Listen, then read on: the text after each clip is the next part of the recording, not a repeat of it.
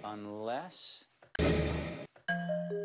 you take the things that you don't like about this Sa pelikulang Pay It Forward, ang batang bida na si Trevor ay may naisip na paraan para baguhin ang takbo ng mundo. Sa pagtulong sa tatlong tao na ang hihiling kapalit ay pagtulong din sa tatlo pang nangailangan, naisip ni Trevor, the world will be a better place to live in.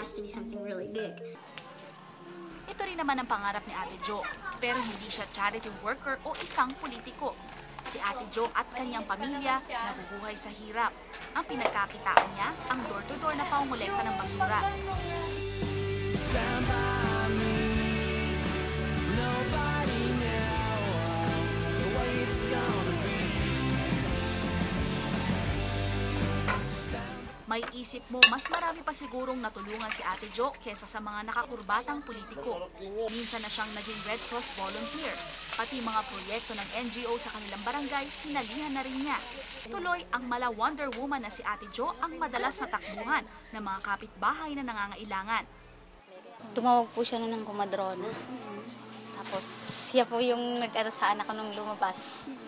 Kasi hindi na pa ako nakaabot sa ospital nun eh. Kung wala siyang perang maitulong sa amin, ang lakas niya. Kung halimbawa, hindi, samahan po, sumama din siya. Tinanong ko si Ate Jo kung bakit kinakarir niya ang pagiging matulungin. Marami daw kasing nagmamalasakit sa kanya at ang pagtulong sa iba ang naisip niyang paraan upang makabawi. Dirt poor si Ate Jo at abandonada. Ang gamit ng anak niya, bigay ng mga kakilala. Libre din ang kanyang renta. Siya ang caretaker ng loteng tinitirahan ngayon. Yun nga lang, for sale na ito at anumang oras pwede silang mawalan ng bahay. Enjoy lang po ako na gumagawa rin ako ng tulong sa kapitbahay, sa mga kaibigan, kakilala o mga taong humihingi rin po ng tulong. Kung hindi nagtsatsapero ng kapitbahay papuntang Caritas si Ate Jo o naglilinis ng highball ng hikaing kaibigan, dito mo siya makikita sa Apelo Public School. Hindi siya nag-aaral dito at lalong hindi siya sumasideline bilang guro. Siya po ay very caring sa mga bata. Tinuturo niya po yung tamang behavior sa pagkain. And then, paano iligpit. Yung ibang bata kasi ayaw kumain ng gulay. Yun, ini-encourage niya po yun. So, talagang ini-entrust po namin sa kanya yung implementation ng aming program. Kilala siya sa tawag na nanay feeding.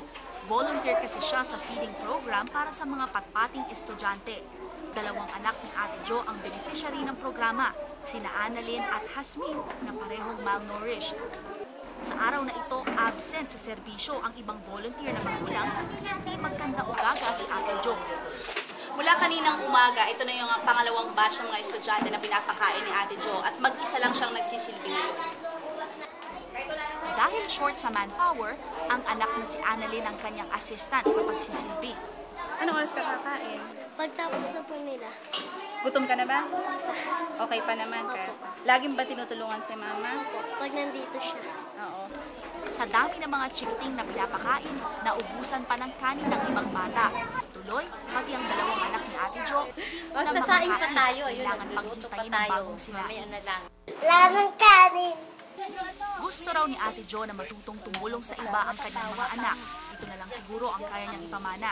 Wala ako may bibigay ng material na bagay eh. Wala akong kahit singkunduli, ganun. So, siguro sarili ko o ang lakas ko ang ibibigay ko sa kanila. Sa anak ko, sa pamilya ko, pagmamahal.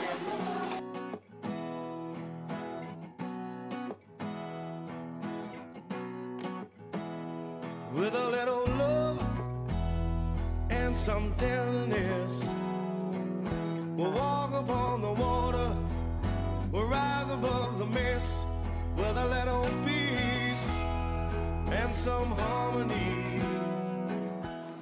Walang hinihinging kapalit si Ate Jo sa kanyang serbisyo. Bonus na lang daw kung may mag-abot ng kahit ano.